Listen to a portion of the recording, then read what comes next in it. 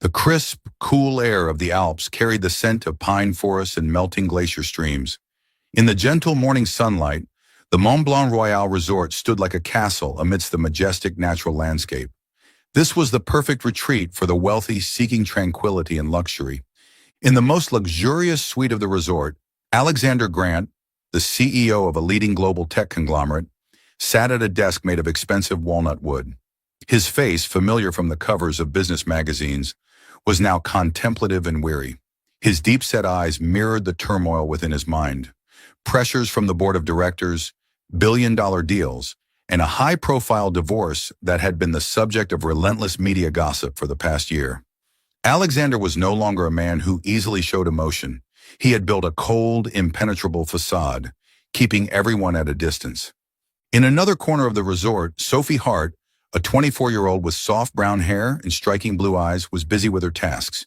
Having grown up in a small rural village, Sophie had come here hoping to earn enough to pursue her dream of becoming an interior designer. She worked diligently, driven not just by duty but by a genuine passion for discovering beauty. The meticulously designed spaces within the resort often made her pause momentarily to admire them, drawing inspiration for the unfinished sketches she kept in her ever-present notebook. That morning, Sophie was assigned to clean the resort's most luxurious suite, the one where Alexander was staying. With years of experience, she knew to maintain a professional demeanor in any situation. She knocked lightly on the door, and when there was no response, she entered and began her work. Unexpectedly, Alexander emerged from the bedroom, his white shirt partially unbuttoned, revealing a glimpse of his toned physique. His piercing gaze locked onto Sophie, momentarily unsettling her, though she quickly composed herself. "Who are you?" His deep voice resonated, carrying a mix of weariness and irritation. "Apologies, sir. I'm the housekeeper. I thought the room was unoccupied," Sophie replied, her eyes fixed on the floor to avoid his intense stare. Alexander frowned slightly but said nothing more. Instead, he settled onto the sofa, picked up a newspaper, and continued reading, as if Sophie's presence was inconsequential. But Sophie wasn't one to fade into the background. While tidying up, she noticed a painting hanging askew on the wall and instinctively adjusted it. "This angle makes the space feel unbalanced," she murmured, more to herself than anyone else, unaware that Alexander had overheard her. "What did you say?" he asked, looking up, a hint of curiosity flickering in his eyes for the first time. "It's just, the painting should be aligned to complement the room's architectural lines," Sophie replied, her tone sincere but unflinching. Alexander allowed a faint smile to surface, something that had become rare for him lately. "You're interested in design?" "It's my dream," she said, her eyes lighting up as she spoke about her passion. For the first time in months, Alexander felt a small warmth seep into his otherwise cold and distant soul. There was something about this young woman, her honesty, intelligence, and pure passion, that he couldn't ignore. Though it was just a brief moment, that encounter planted a seed in Alexander's heart. Little did he know Sophie, the young woman from a tranquil village, would change his life in ways he could never have anticipated. Welcome to today's story. Let us know which city you're watching from. Don't forget to subscribe to our channel to never miss out on meaningful stories like this one. Chapter 1. The Initial Bond. The cool afternoon at Mont Blanc Royal Resort brought sunlight dancing across the large glass windows, reflecting the majestic mountain scenery outside. Sophie was meticulously cleaning the items in Alexander Grant's suite, a space where every detail of the decor exuded luxury and elegance. Despite trying to remain calm, she couldn't shake the invisible pressure of being in the domain of someone as powerful as Alexander. As Sophie wiped the dust off a shelf near the window, she didn't notice a gold-plated antique vase precariously perched at the edge. While turning, her cleaning cloth accidentally snagged the vase's edge. Before she could react, it tumbled to the ground, shattering with a resounding crash. Sophie froze, her heart pounding. She knelt to pick up the shards, silently chastising herself for her carelessness. Before she could finish, Alexander entered the room. His sharp gaze swept over the scene, and Sophie realized there was no hiding what had happened. "What happened here?" Alexander asked, his deep voice resonating with authority. Sophie took a deep breath, clutching the cleaning cloth tightly in her trembling hands. I I accidentally broke the vase. I'm very sorry. It wasn't intentional. Instead of the anger she braced herself for, Alexander looked surprised. His piercing eyes studied her, as though trying to see through her honesty. That was a valuable antique, he said, his tone calm but serious. Why didn't you try to cover it up? Sophie raised her head, her eyes shining with sincerity.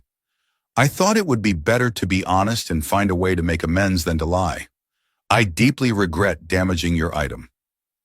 Her calm and graceful response caught Alexander off guard. Do you even know the value of that vase? He asked. Sophie swallowed nervously, unwilling to guess. Probably worth more than a year of my salary, she admitted, but I'm willing to work overtime to repay it. Alexander remained silent for a few moments before unexpectedly laughing. It was the first time Sophie had seen him smile, a gentle smile that momentarily softened his usually stern face. All right, you won't have to repay it, he said, but I do have a request. Sophie was taken aback. What kind of request, sir? You seem to have a good eye for aesthetics, he replied, a hint of amusement in his gaze. I've been considering redesigning some areas of the resort. Perhaps you could help me with a few ideas. The suggestion left Sophie stunned. Part of her felt unqualified for such an important task, but another part of her was thrilled at the opportunity to showcase her talent. She took a deep breath, thought for a moment, and nodded. I'll give it a try. In the days that followed, Sophie and Alexander began spending more time together, discussing ideas for renovating the resort. Sophie proposed small but creative suggestions, such as incorporating design elements that highlighted the natural beauty of the Alps or using eco-friendly materials. Alexander, who initially observed and assessed her from a distance, gradually became captivated by her enthusiasm and deep understanding of design. One afternoon, as they sat by the fireplace sketching ideas, Sophie asked curiously, "Why do you want to renovate this space? It already seems perfect." Alexander looked at her, his gaze distant for a moment. "Perfection is only on the surface," he said. "This place feels empty to me. I want to turn it into something meaningful, not just for me, but for everyone who comes here." Sophie realized that behind Alexander's cold and powerful exterior was a lonely man carrying many emotional wounds. He wasn't just aiming to build a luxurious resort. He was searching for something deeper, perhaps a connection he had long lost. "Have you ever had that before?" Sophie asked gently. Alexander fell silent, lost in thought. "Maybe, but I let it slip away," he said, his voice tinged with sadness. That conversation helped Sophie understand Alexander better, and he began to feel warmth from the young woman who was quietly reshaping his perspective. From discussing design, their conversations expanded to sharing stories about their lives, dreams, and fears. Sophie realized that despite being a powerful CEO, Alexander was just a man yearning to be understood and loved. In this budding connection, it seemed both of them had found something they didn't even know they were searching for. Chapter 2. The relationship deepens. That night, the sky above the Alps was like an enchanting painting. Thousands of stars sparkled across the dark canvas, and the moonlight draped the resort in a magical glow. Sophie stepped out onto the balcony after finishing her work, holding a cup of hot tea to enjoy a moment of tranquility after a long day. She hadn't expected to find Alexander already there, leaning against the railing, his gaze distant as he stared at the snow-covered peaks. "Mr. Grant," Sophie said, a bit startled, "I didn't think you'd be out here this late." Alexander turned to her, and for once the intensity in his usually stoic eyes softened. "I just couldn't sleep," he said, offering a faint smile, "and you don't need to call me Mr. anymore. We've worked together long enough to drop formalities, haven't we?" Sophie smiled but kept a polite distance. "Well, Alexander, would you like to talk?" Alexander was silent for a moment before nodding. He motioned for Sophie to join him in the chairs nearby. The cool breeze swept past them, but the atmosphere between them felt unexpectedly warm. "Do you know," Alexander began, his voice measured, "when the last time I sat under the stars like this was?" Sophie shook her head, curiosity lighting up her face. 5 years ago," he said, his tone carrying a mix of nostalgia and bitterness. "Back when I thought I had everything. a flourishing career, a wife I believed was my perfect partner. Then it all fell apart. She left, and with her, she took everything I cared about, including my faith in people. Sophie could feel the deep pain in Alexander's voice. Divorce is always a difficult wound to heal, she said softly, but it doesn't define who you are. Sometimes those scars can make us stronger. Alexander let out a bitter chuckle, a smile that didn't quite reach his eyes. That's what I tell myself every day. But the loneliness, it's unbearable. In a world where everyone sees me as a cold, powerful CEO, very few remember that I'm just a man who also needs to be understood. Hesitant but empathetic, Sophie placed her hand gently on Alexander's, a small gesture, but one filled with meaning. I understand how that feels, she said, her voice tender. When I was young, my mother passed away early, and my father worked day and night to support me. There were times I felt invisible, as if the world never truly saw me. Alexander looked at Sophie, his gaze shedding its usual coldness. You're not invisible, Sophie, he said, his voice warm enough to make her heart skip a beat. You have a unique talent, resilience, and understanding that I rarely see in anyone. His words made Sophie blush, her heart fluttering with emotions she hadn't anticipated. They continued talking, sharing struggles at work, fears of not meeting expectations, and unfulfilled dreams. Sophie spoke about her aspiration to become an interior designer, transforming rigid spaces into places brimming with emotion and memories. For the first time in years, Alexander felt he could open up completely without holding anything back. As the night wore on, a comfortable silence enveloped them. Sophie stood ready to bid goodnight, but Alexander stopped her with a gentle request. Don't go just yet. Stay a little longer. Sophie hesitated, her heart racing, but eventually nodded. Just a little longer, she said, trying to keep her composure even as her pulse quickened. They moved inside the elegant suite, where the soft glow of the bedside lamps created a cozier ambiance. Sophie settled on the sofa by the window, and Alexander poured 2 glasses of red wine, handing her one. Sitting closer now, the silence between them transformed into an invisible thread that tied them together. Sophie, Alexander murmured, his voice almost a whisper, you make me feel something I thought I'd never feel again. Sophie looked up, her eyes meeting his. In that instant, her defenses melted away. And you make me believe that trusting someone again isn't as terrifying as I thought, she replied. Alexander leaned in, his eyes searching hers for consent. Sophie didn't respond with words, but the way her hand gently touched his face was all the answer he needed. He pulled her closer, their lips meeting in a kiss that was both tender and filled with a fervent intensity. Time seemed to stand still, their pain and loneliness dissolved in the warmth of each other's arms. Sophie felt Alexander's sincerity and longing, while he found solace and hope in her presence. They were no longer CEO and employee, but 2 souls who had found each other amidst the chaos of their lives. As the first light of dawn streamed through the windows, Alexander gently brushed a strand of hair from Sophie's face as she lay nestled against his chest, her breathing soft and even. A sense of peace washed over him, a feeling he hadn't thought he'd experience again. Sophie stirred slightly, smiling in her sleep, and Alexander knew that this night had been more than just a physical connection. It was the beginning of something deeper, more profound, and he wasn't ready to let it slip away. Chapter 3, Crisis and Turning Point. Sophie left the Mont Blanc Royal Resort early one morning, her heart heavy but resolute. She convinced herself it was for the best. The moments she shared with Alexander felt too perfect to be real, and she knew she couldn't let her emotions cloud her judgment. Alexander belonged to a different world, one of power, wealth, and pressures she couldn't fully comprehend. Despite her love for working at the resort, Sophie was just a temporary employee trying to save enough to pursue her dream. She returned to the small town where she had grown up, determined to start over. However, just weeks after her return, she realized something was different. The fatigue, bouts of dizziness, and morning nausea became impossible to ignore. After a visit to the doctor, she received life-changing news. She was pregnant, and not with 1, but 2 children. The revelation left Sophie stunned.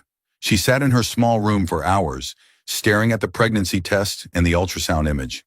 Part of her wanted to rush to Alexander and tell him he was going to be a father. But fear quickly took hold. What would he think? A man like Alexander, scarred from a high-profile divorce, might suspect her motives. He might believe she was using this as an opportunity to tie herself to him, to climb into a life she never dreamed of. These thoughts compelled Sophie to remain silent. She focused on stabilizing her life, taking a part-time job at a small children's store and saving every penny to prepare for the arrival of her twins. Meanwhile, Alexander returned to the city with an unshakable sense of emptiness.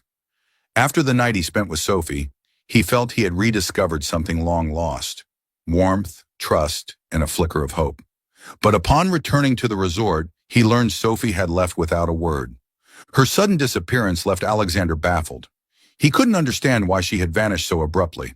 He sought answers, asking the resort staff, but no one could provide any insight. For the first time in years, Alexander realized he had grown accustomed to someone's presence so much that their absence now felt like a profound loss. One afternoon, while strolling through a small town near the resort, Alexander entered a children's store to purchase a gift for his best friend's son. That's when he saw her. Sophie stood in the corner of the store, holding a small, delicate blanket, her expression conflicted as she glanced at the price tag. She didn't notice Alexander until his deep, familiar voice broke the silence. "Sophie," he said. Startled, Sophie turned, her heart racing as she faced his astonished gaze. "Alexander," she stammered, instinctively taking a step back as panic surged within her. But his eyes quickly fell to her midsection, slightly rounded despite the loose coat she wore. "You're pregnant?" Alexander asked, his voice rough, his expression shifting from shock to an emotion Sophie couldn't fully decipher. Hurt, disappointment, but above all, concern. She lowered her head, unable to meet his eyes. "Yes," she admitted, her voice barely above a whisper. "But you don't have to worry. This is my responsibility, and I don't expect anything from you." "Your responsibility?" Alexander interrupted, stepping closer. "Sophie, this isn't just about you. That child, those children, they're mine too. They're ours." Tears welled up in Sophie's eyes as she looked at him. "I was afraid you'd think I was using you. I didn't want you to feel obligated to do anything for these children." Alexander shook his head, his gaze unwavering. "Sophie, the only thing I feel obligated to do is make sure you and those children are safe. I don't care about what anyone else might think or say. I care about you.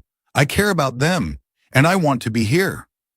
Sophie was speechless, her emotions caught between relief and apprehension. For the first time in weeks, she felt a portion of the burden lift. But she also knew this was only the beginning. With the truth now out in the open, they had to face difficult decisions together, overcoming obstacles to build a future, not just for themselves, but for the two children whose lives were just beginning. Chapter 4.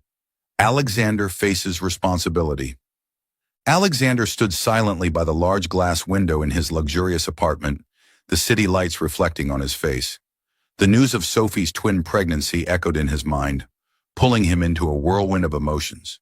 A man who had always been in control of every aspect of his life now found himself grappling with joy, anxiety, and the weight of responsibility. The next morning, Alexander appeared at Sophie's modest apartment. He carried a simple bouquet of white tulips and a large bag filled with books about pregnancy. When Sophie opened the door, her expression was a mixture of surprise and guarded composure.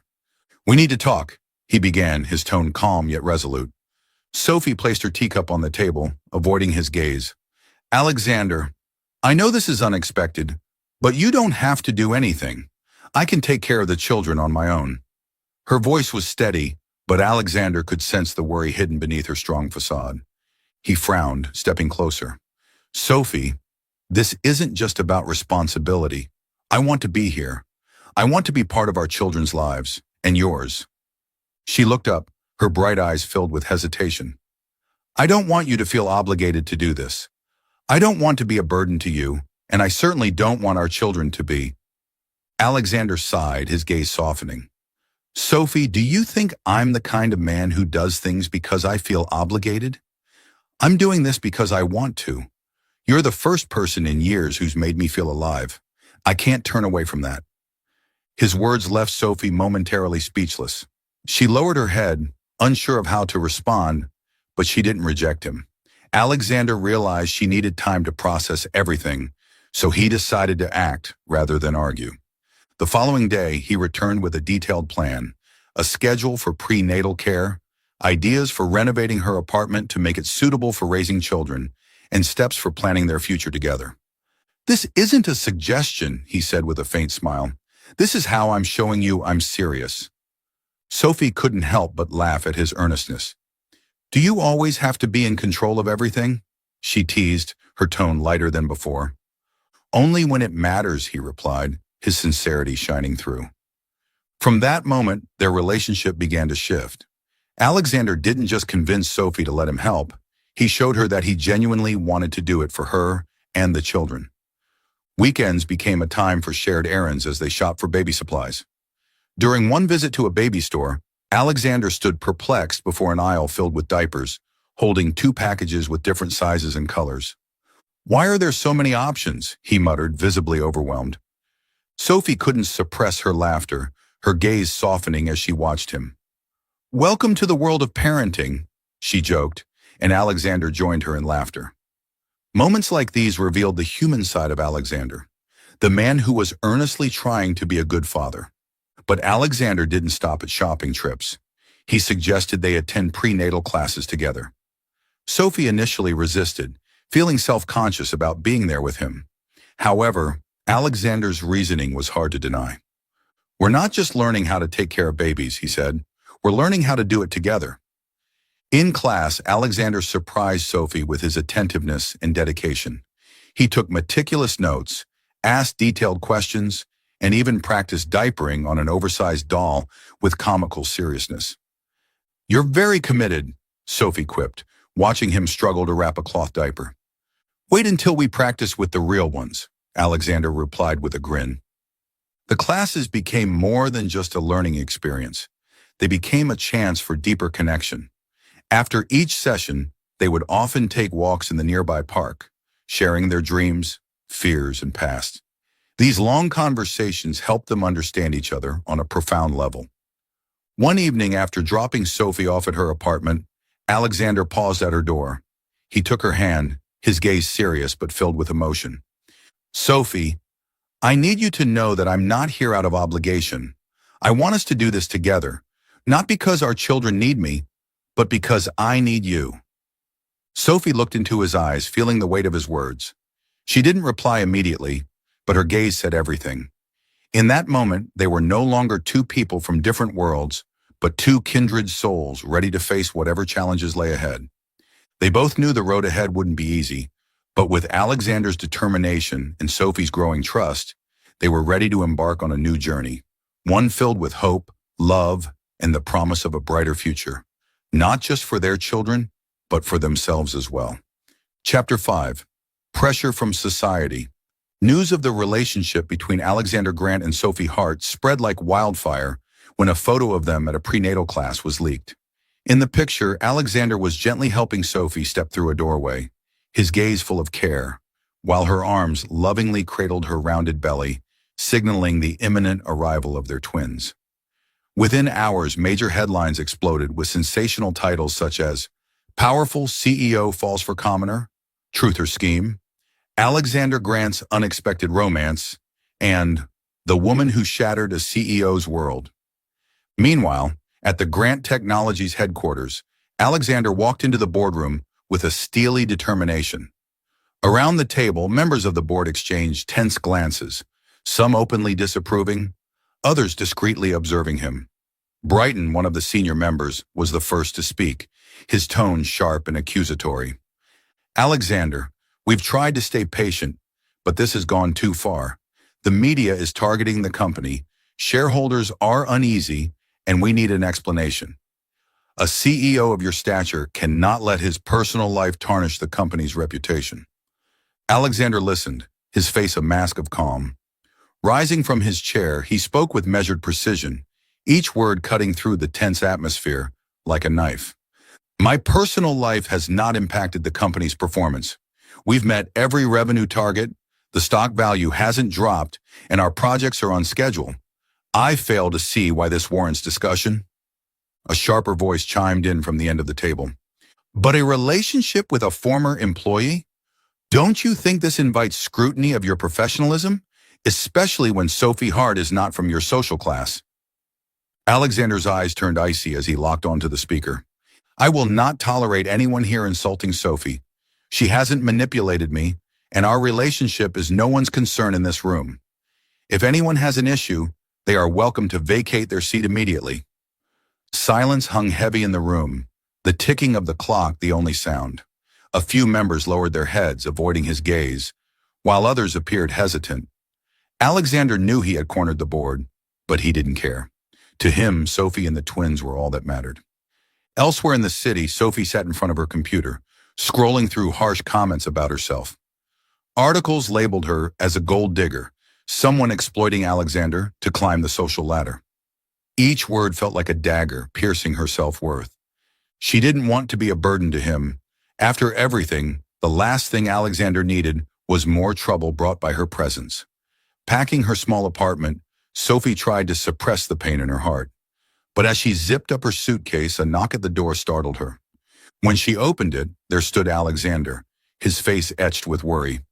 "What are you doing?" he asked, his eyes darting to the open suitcase. "I think it's best if I leave," Sophie said, her voice trembling. "I don't want to cause you more problems. I don't belong in your world, Alexander. I'm just a burden." Alexander stepped inside, gently taking her hands in his. "Sophie, do you think I care about those meaningless words? You and the babies are everything to me. I won't let anyone or anything hurt you." Tears streamed down her face as she looked up at him.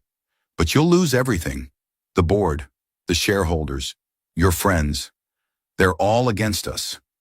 Alexander tilted her chin, forcing her to meet his gaze. "If they can't accept you, then I don't need them. You belong with me, Sophie, and I'll do everything to protect our family." The determination in his voice broke through her doubts. Though her heart was still heavy with worry, she couldn't deny Alexander's love for her. He wasn't doing this out of obligation. He truly saw her as an inseparable part of his life. The next day, Alexander held a press conference to address the public directly.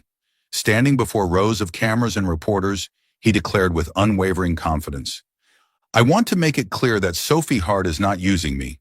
She is the woman I love, the mother of my children, and the person I intend to spend my life with. My personal life does not affect my ability to lead or the success of this company." The statement sparked a media frenzy, but it also garnered public empathy. Critics began reconsidering their harsh views, while supporters of their love story rallied behind them. That evening, Alexander took Sophie out to dinner at a small, quiet restaurant, away from the flashing lights and prying eyes. Holding her hand across the table, his gaze was filled with warmth.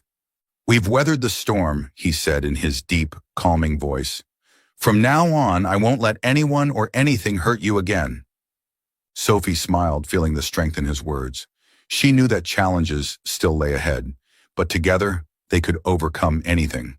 Their love, forged through trials and tribulations, had become unbreakable. Are you still following their story? Let us know your thoughts in the comments. Your feedback is invaluable to us. Chapter 6. A New Beginning for Happiness. Under the gentle afternoon sunlight, the Mont Blanc Royal Resort, nestled amidst the Alps, looked more vibrant than ever. Wildflowers bloomed along the banks of a crystal-clear stream that babbled through the valley. The crisp air, scented with grass and pine, brought a sense of calm to the distinguished guests attending a special event hosted by Alexander. It wasn't merely a lavish gathering, but a momentous occasion where Alexander publicly declared his love for Sophie, the woman who had forever changed his life. Sophie arrived at the resort, her steps tentative. She wore a pale blue dress that hugged her soft curves, accentuating her rounded belly, a testament to the twins soon to join their lives. From across the room, Alexander's eyes lit up as he spotted her. He strode confidently through the crowd, taking her hand as if it was the most natural thing in the world, drawing all eyes to them. Whispers rippled through the guests, but Alexander remained unshaken. His voice carried through the room, firm and resolute. "Ladies and gentlemen, today I wish to introduce someone special. Sophie Hart is not only the woman I love, but also the one I want to spend the rest of my life with. We are expecting two little angels, and I couldn't be happier to share this news with all of you." Applause filled the room, but murmurs of skepticism lingered in some corners. From within the crowd, Eleanor Grant, Alexander's formidable mother, emerged with a stern expression. As a woman of power and tradition, Eleanor was accustomed to the rigid expectations of high society and had never met Sophie before. "Alexander," Eleanor's voice carried an edge of disapproval, "are you certain this is the right choice? Can someone like her shoulder the responsibilities of our family?"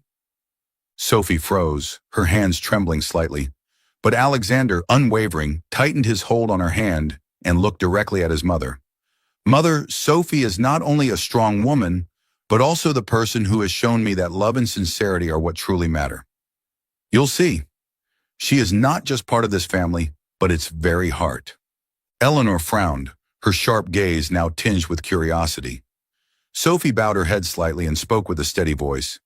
"Mrs. Grant, I know I'm not perfect, nor am I what you might have wished for, but I love Alexander, and I'll do everything to be worthy of his love." The sincerity in Sophie's words left Eleanor momentarily unsettled.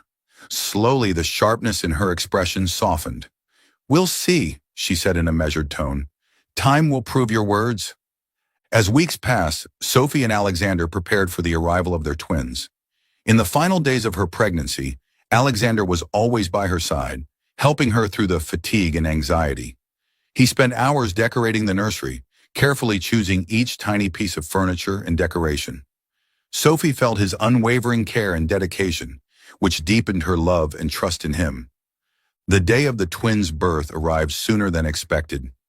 On a snowy winter night, Sophie was gripped by intense contractions, signaling the moment had come. Alexander rushed her to the hospital, never letting go of her hand. His soft words of encouragement kept her grounded through the labor. When the first cry rang out, a healthy baby boy was placed in Alexander's arms. Tears glistened in his eyes as he gazed at the tiny, perfect face of his son.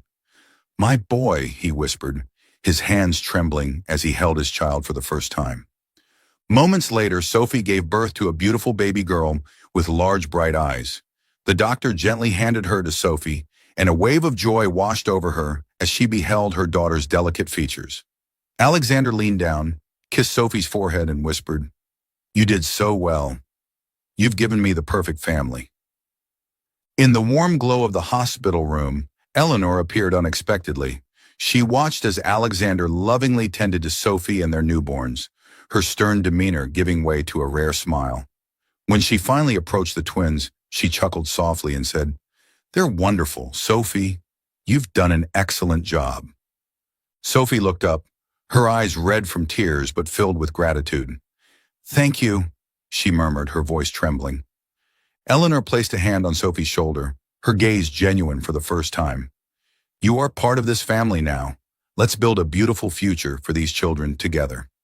That night, as the snow outside ceased, Alexander embraced Sophie and the twins. Their little family, having weathered so many storms, was now enveloped in warmth and happiness. Sophie looked up at Alexander and softly said, "Thank you for always believing in me." Alexander smiled, gently kissing her forehead. "No, thank you for showing me that family is what truly matters." Outside, the glimmering light of the stars reflected through the window, heralding a new beginning full of hope for their little family. Chapter 7. A New Beginning. 1 year later, the lives of Sophie and Alexander had entered a new chapter. Sophie successfully completed her interior design course and opened a small studio specializing in creating warm, creative spaces. Alexander, after much contemplation, decided to reduce his workload at the corporation, allowing him to spend more time with his family. Every morning, Alexander took Lucas and Emma to the park, while Sophie focused on her work at the studio. In the afternoons, the family would gather to decorate their home together, from selecting room colors to arranging the drawings Lucas and Emma created. Their house in the Alps, where their love first blossomed, remained their favorite retreat, a place where they could escape the city and admire the breathtaking mountain scenery. Alexander continually supported Sophie, helping her build a network of clients and organize events for her studio. In return, Sophie taught Alexander how to balance work and family life, something he had never managed before. One summer evening, as the family sat together on their porch, Alexander watched Lucas and Emma playing on the grass. He smiled and took Sophie's hand. "I never thought I would have a life like this," he said, his voice gentle but full of emotion.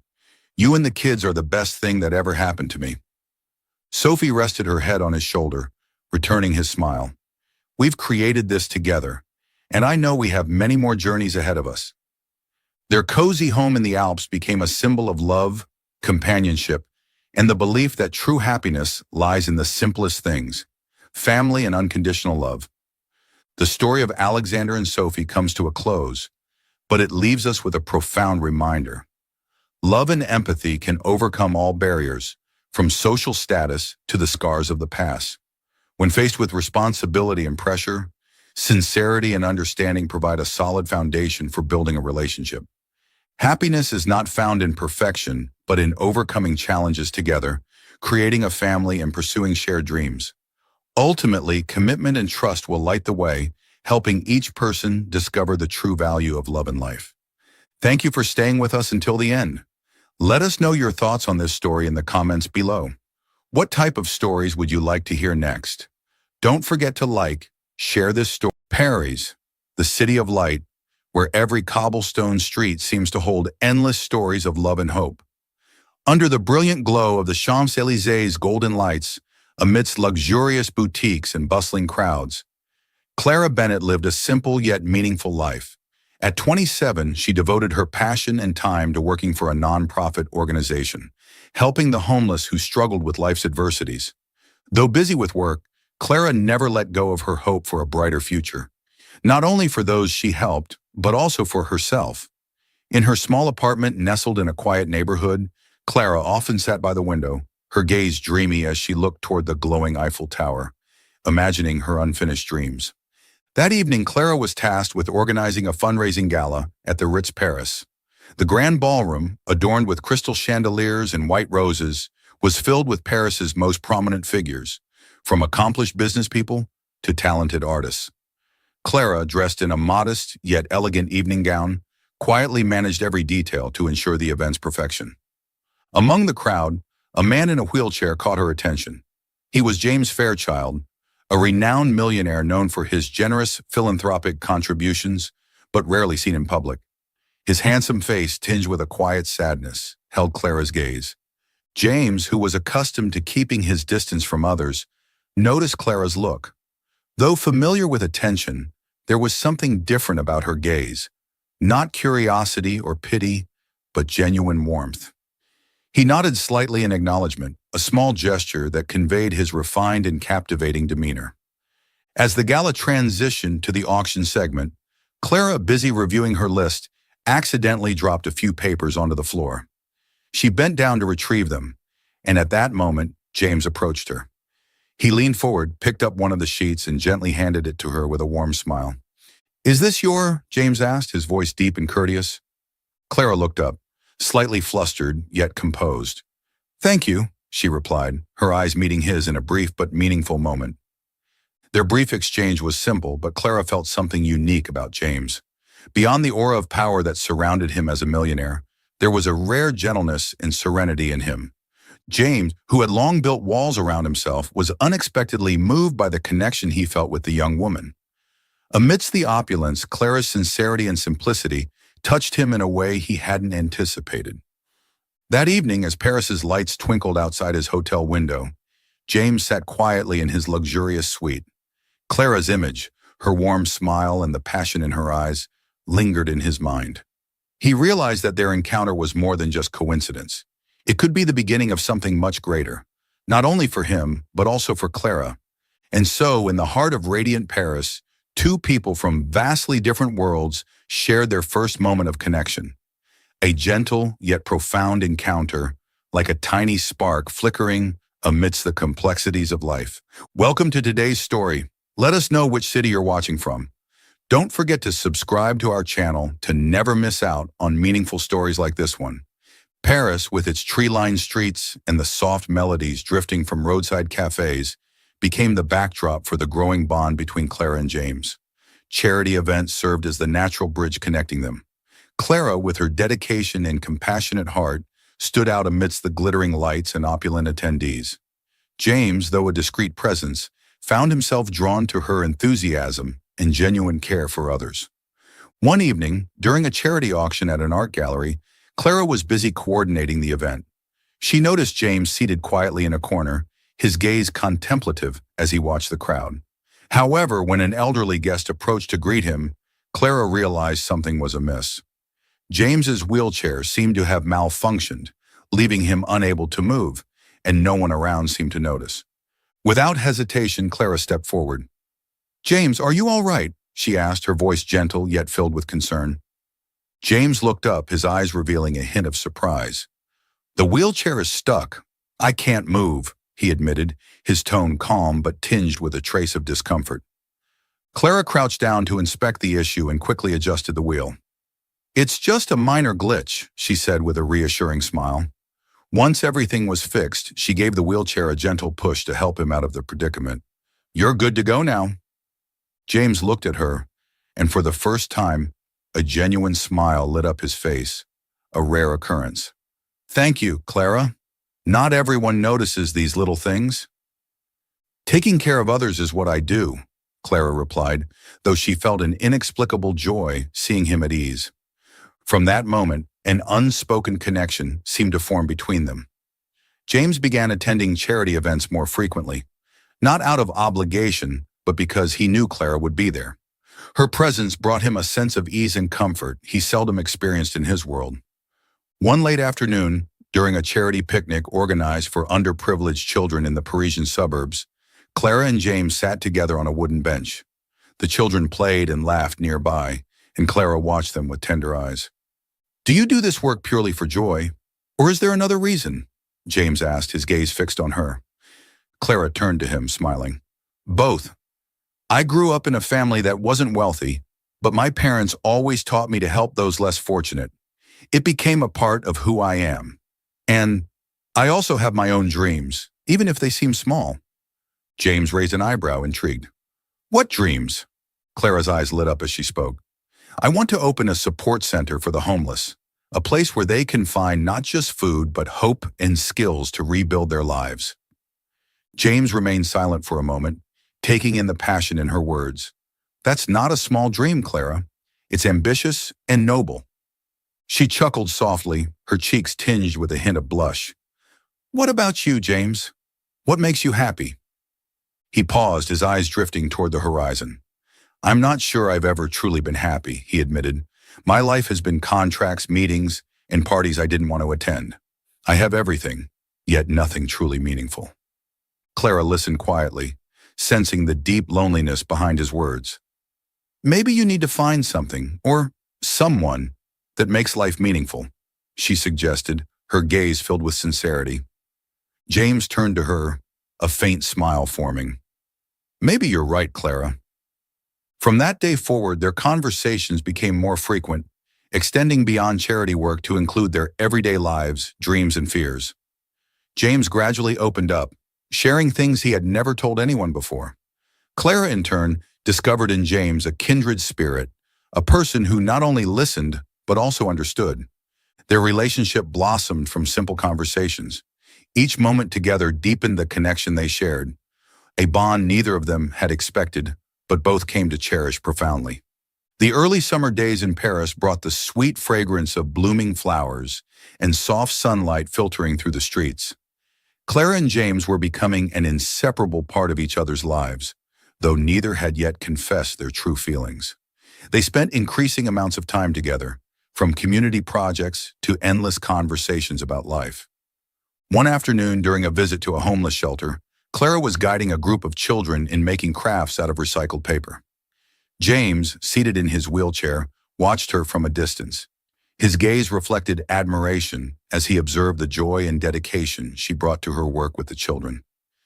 "James, can you give me a hand here?" Clara called out, waving at him with a cheerful smile. James chuckled and wheeled himself closer. "I'm not sure I'm any good at crafts." "That's fine. I just need you to hold these papers for me," she replied, her eyes twinkling with amusement. James assisted her in cutting and gluing decorations. The children quickly warmed up to his presence, and Clara's heart swelled with warmth as she saw how naturally James engaged in the activity. After the session ended, they walked, or rather strolled, along the Seine.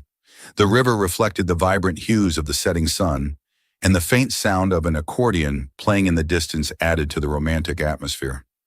"You're really great with kid," Clara said, breaking the silence. James smiled faintly. "Maybe it's because I've never had the chance to experience this before. Little things like this make me realize how much I've missed in life." "Then you should do more of it," Clara suggested.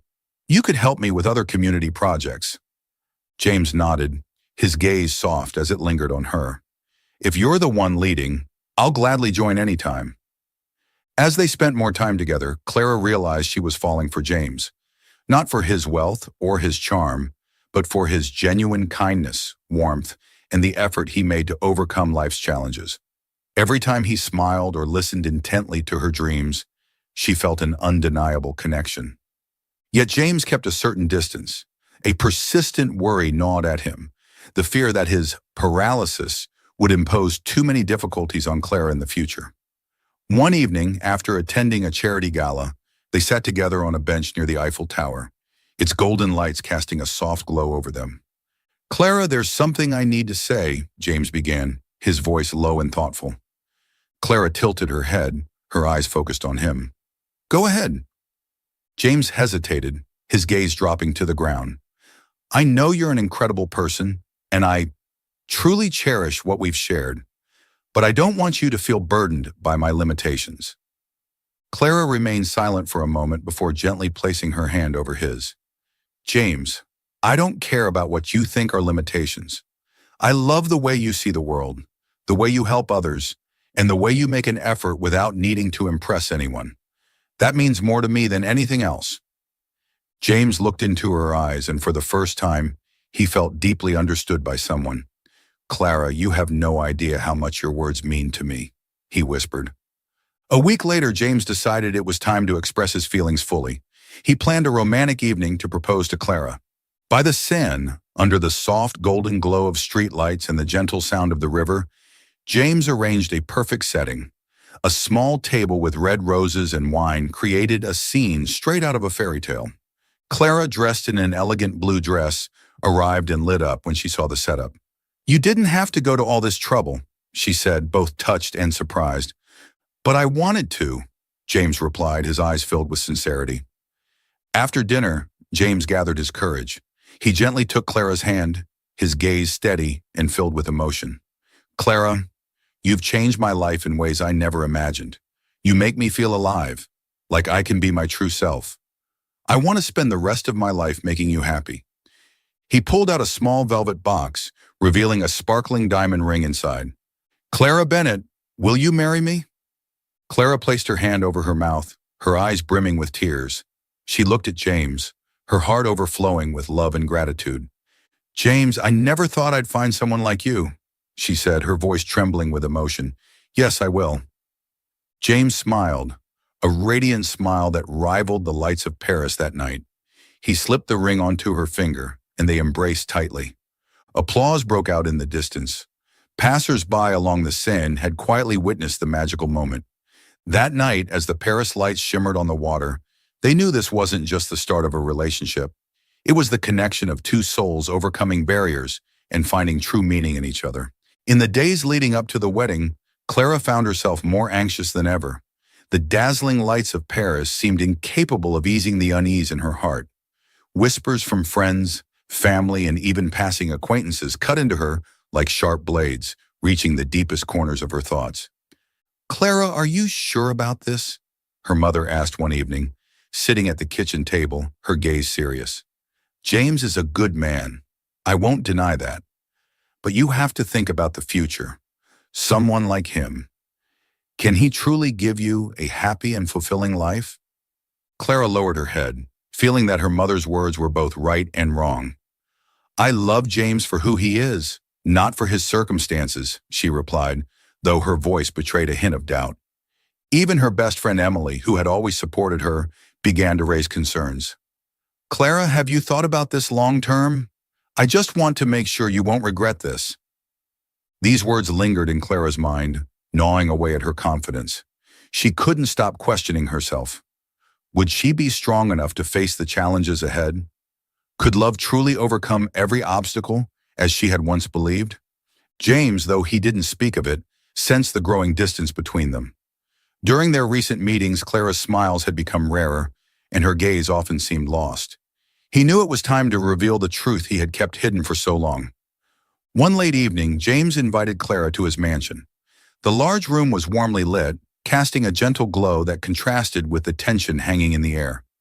Sitting in his familiar wheelchair, James looked at Clara with a mix of apprehension and resolve. "Clara, I need to tell you something," James began, his voice deliberate and serious. "I don't know how else to say this, so I'll just say it outright. I'm not actually paralyzed." Clara's eyes widened, her lips parting as if to speak, but no words came out. "What do you mean?" she finally whispered, her voice barely audible. James exhaled deeply, his gaze falling to the floor. "I created this facade years ago, after being betrayed by people I trusted, friends, business partners, even someone I once loved. I felt I couldn't trust anyone anymore.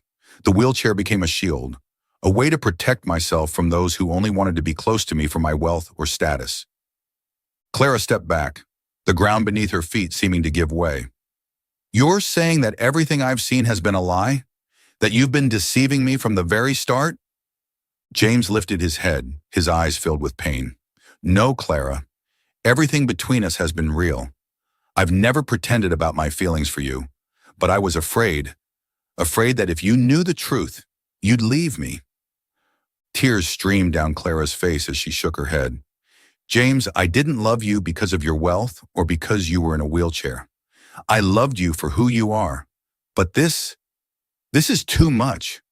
How can I trust you now, knowing you've kept such a massive secret from me?"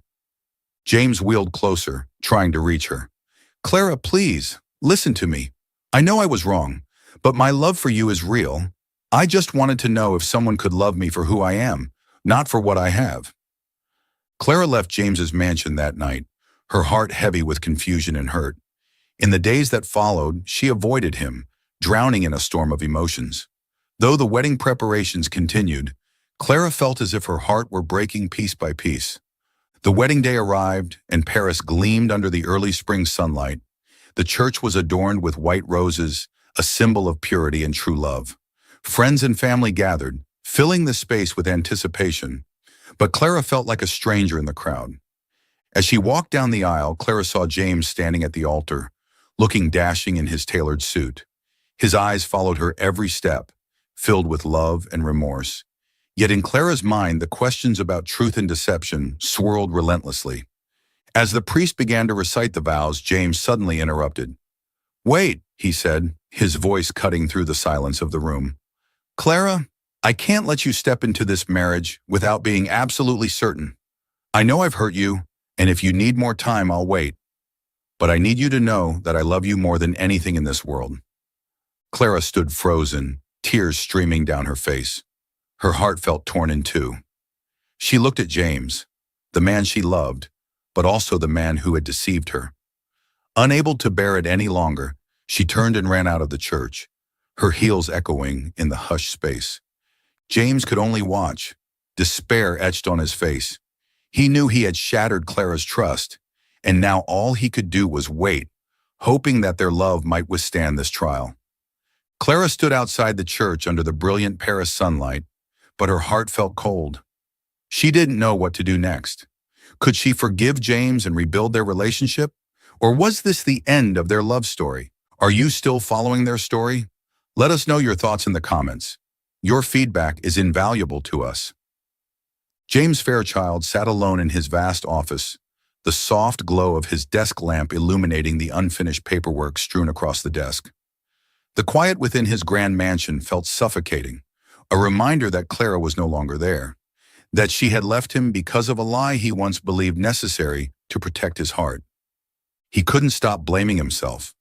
Memories of the happy moments he shared with Clara replayed incessantly in his mind, each thought accompanied by the haunting image of her tearful, disappointed eyes on their would-be wedding day. How could she ever trust me again, James wondered, but no answer came. During this time, Clara had retreated to her small apartment in Paris. Days passed in a shroud of silence as she ignored James's calls and messages. She needed time to think. Did James truly love her, or had their entire relationship been a manipulation? Deep down, she knew that James's love for her was real.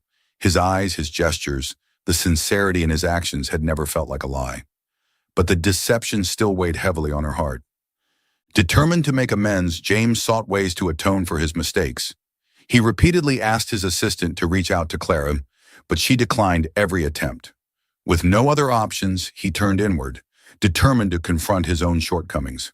He began attending therapy sessions, something he had avoided for years. Through these sessions, James came to understand that his lie had not protected his heart. It had isolated him and hurt the one person he truly cared for. James resolved to take a bold step to earn back Clara's trust. He decided to host a grand charity gala, not just to raise funds, but also to publicly admit his wrongdoing. He knew this event could be his last chance to prove his sincerity. That evening, the Ritz Paris sparkled under the glow of chandeliers, its grandeur reflecting the anticipation of all the distinguished guests in attendance. Philanthropists, business leaders, and influential figures filled the grand hall, eager to see what the elusive James Fairchild had planned. Behind the curtains, James adjusted his perfectly tailored black suit, his hands trembling slightly as he took a deep breath. This wasn't just another public appearance. It was a moment of reckoning. He was about to lay his soul bare, to Clara, to the public, and to himself. When the MC introduced him, James stepped onto the stage. But it wasn't his speech that stunned the audience. It was the sight of him walking unaided, his steps steady across the polished wooden floor. Gasps rippled through the hall like a wave. "Is he walking? I thought he was paralyzed. How could this be? Was it all a lie?" James paused in the center of the stage, the bright lights casting a spotlight on him. His gaze swept over the crowd, their faces a mixture of confusion, shock, and curiosity. He raised a hand, silently asking for quiet, and the murmurs gradually subsided. "Ladies and gentlemen," James began, his voice calm yet tinged with emotion. "I know many of you are wondering why I am walking tonight when I have spent years confined to a wheelchair. You have every right to question me, and tonight I intend to give you the truth." The audience hung on to his every word, the room so silent that even a whisper could have been heard.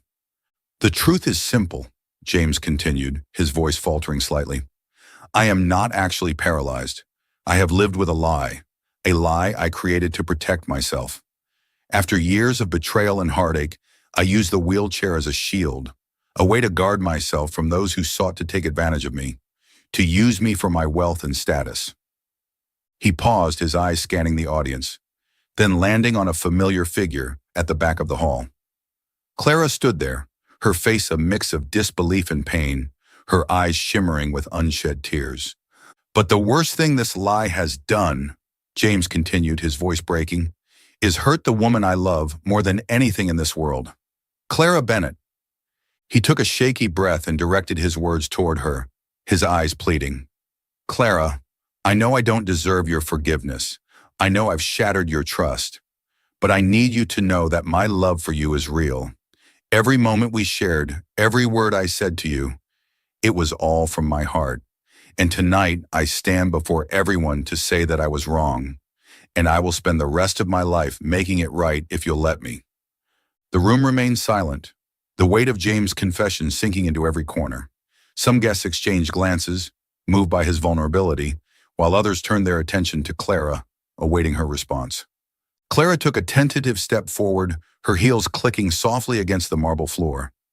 Each step brought her closer to the stage, to James. The crowd parted as she approached, their whispers hushed. When she reached the edge of the stage, James stepped down to meet her, his eyes locked onto hers, filled with a mixture of love and hope. "James," Clara began, her voice trembling as tears streamed down her face. "You hurt me more than I ever thought possible. You broke my trust." She paused, her chest heaving with emotion. "But I can't deny that what we have, is real. Your lie doesn't erase the love we shared. But if we're going to move forward, we need honesty. Complete honesty." James nodded, his voice steady despite the tears brimming in his eyes. You have my word, Clara. No more lies, no more walls. I just want a chance to show you how much I love you. The crowd erupted into applause as Clara placed her hand in James', her expression softening as she whispered, "Then let's try again." The tension in the room dissipated, replaced by a collective sense of relief and joy. That night, James and Clara didn't just find their way back to each other. They proved that love, when built on honesty and vulnerability, could withstand even the deepest wounds. Their journey wasn't over, but they had taken the first step toward healing, together. The night in Paris shimmered with the warm glow of golden lights. Clara stood by the Seine, the place that had witnessed James's proposal. She gazed at the water, its surface reflecting the soft moonlight, her emotions a tumultuous mix of anger, love, and hope. She knew that tonight's meeting would decide the future of their relationship.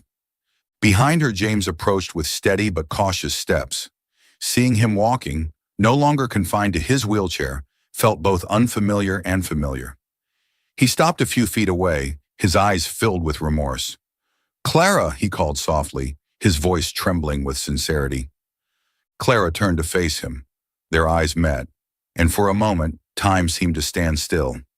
"James," she began, her tone calm but resolute, "I need to know if you truly understand the gravity of your mistake."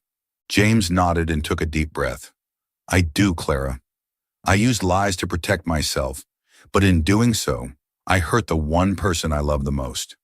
I won't make excuses for what I did, but I need you to know that my love for you has always been real, from the very beginning." Clara closed her eyes, letting his words wash over her.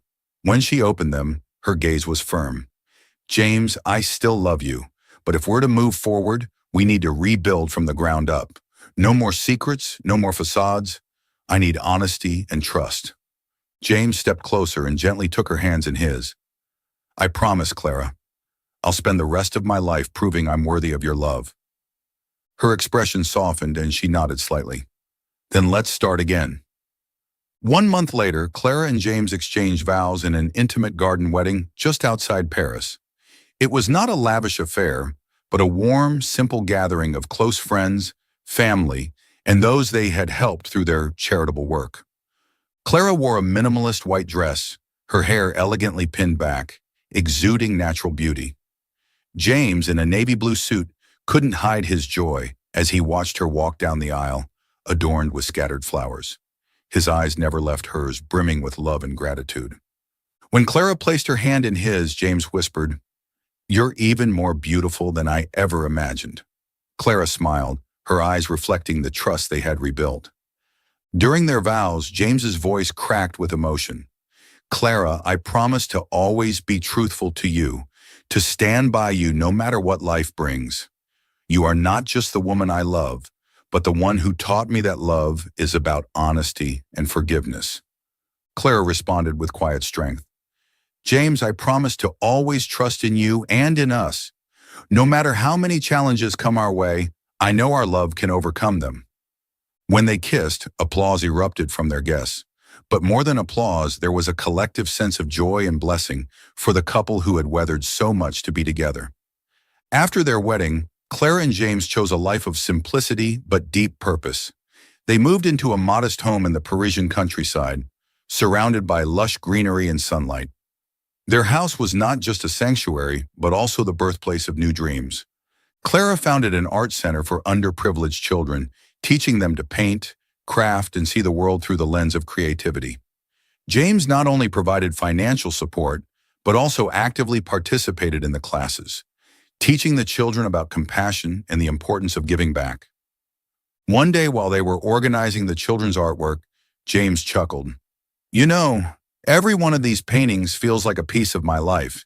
Each brushstroke tells a story, an emotion, and you're the one who brought this to them, and to me." Clara smiled, gently placing her hand on his shoulder. "And you gave me the strength to do it, James. We're a team." Life was not without its challenges. There were tiring days, moments of disagreement, but they never let misunderstandings linger. James often reminded Clara, "I lost you once, I'll never let that happen again. Clara, true to her word, always supported James. Whenever he felt overwhelmed by work or societal pressures, she reminded him that his worth lay not in his possessions, but in how he loved and contributed to the world. Years later, their once quiet home was filled with laughter as they raised two children, a boy and a girl. Clara and James taught them kindness, empathy, and the value of helping others. The family often worked together on charity projects, bringing joy and hope to those in need. One evening, as they gathered around the dinner table, candlelight casting a warm glow, James took Clara's hand and said, "I never imagined my life could be this complete, and it's all because of you." Clara smiled, her eyes filled with happiness. "And I never imagined love could teach me so much. Thank you, James, for building all this with me." The story of James and Clara is more than a tale of love. It's a testament to the power of honesty, trust, and forgiveness. True love doesn't just endure challenges, it transforms us into better versions of ourselves when we have someone by our side willing to love, share, and grow. Thank you for staying with us until the end. Let us know your thoughts on this story in the comments below. What type of stories would you like to hear next? Don't forget to like, share this story, and subscribe to our channel for more.